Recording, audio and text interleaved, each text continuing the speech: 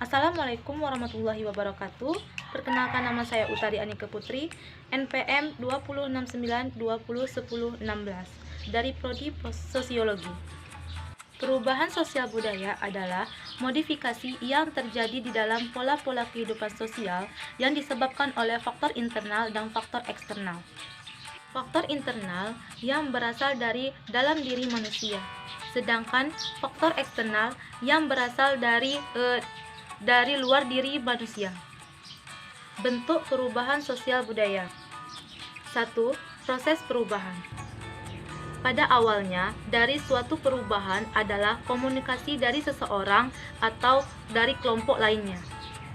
Pada proses komunikasi terjadi penyampaian tentang gagasan, ide, keyakinan, dan hasil budaya yang berupa fisik.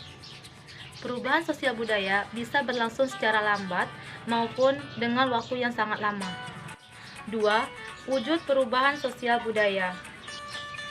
Dalam wujud, perubahan sosial budaya bisa membawa kemajuan dan juga kemunduran. Pada proses perubahan, yaitu adalah berarti proses yang dikehendaki dan dapat menguntungkan dan mensejahterakan masyarakat. Bagi yang menimbulkan kemunduran, yaitu perubahan yang tidak dikehendaki dan bisa juga merugikan kehidupan masyarakat. 3. Pengaruh kebudayaan. Dalam pengaruh kebudayaan terbagi menjadi dua hal, yaitu yang pertama, pengaruh kebudayaan besar dalam kebudayaan. Perubahan besar merupakan perubahan yang berpengaruh pada masyarakat. Maka terjadi perubahan pada sistem sosial budaya. Terjadinya perubahan pola pikir, struktur masyarakat. Yang kedua, pengaruh kebudayaan kecil di dalam masyarakat. Perubahan kecil adalah perubahan yang terjadi pada bagian kecil dari satu unsur budaya, di mana tidak membawa pengaruh langsung bagi individu ataupun masyarakat. 4. Penerimaan perubahan kebudayaan. Ada beberapa hal yang menerima perubahan kebudayaan, yaitu yang pertama, penerimaan kebudayaan yang dikehendaki. Kebudayaan yang dikehendaki adalah kebudayaan yang memang diperlukan dan telah direncanakan oleh pihak-pihak yang mengadakan perubahan. Yang kedua adalah penerimaan kebudayaan yang tidak dikehendaki. Perubahan yang tidak dikehendaki adalah perubahan yang terjadi tanpa sengaja atau tidak diinginkan oleh pihak-pihak yang mengadakan perubahan. Yang ketiga, perubahan yang direncanakan. Perubahan yang telah direncanakan yaitu adalah perubahan yang telah disusun atau telah distrukturkan oleh masyarakat. Yang keempat adalah perubahan yang tidak direncanakan. Perubahan yang tidak direncanakan adalah perubahan yang tidak dikehendaki dan berlangsung di luar perkiraan atau jangkauan manusia. Biasanya hal tersebut menimbulkan hal atau dampak yang tidak diinginkan oleh manusia. Adapun faktor penghambat perubahan sosial budaya. Faktor-faktor yang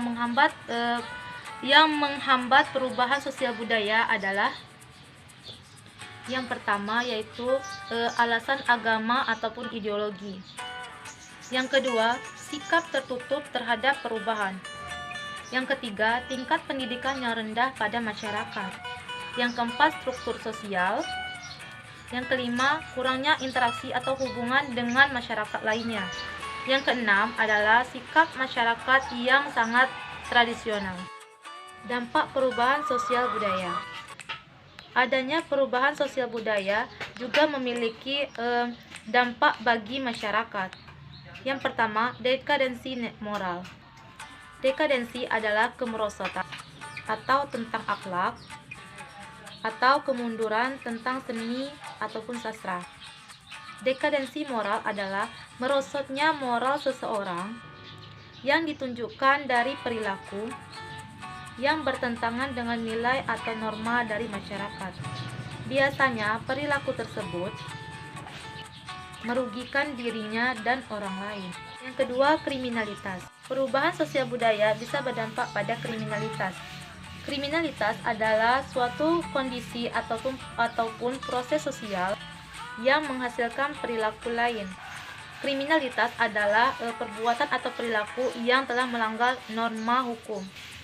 Yang ketiga, aksi protes atau demonstrasi.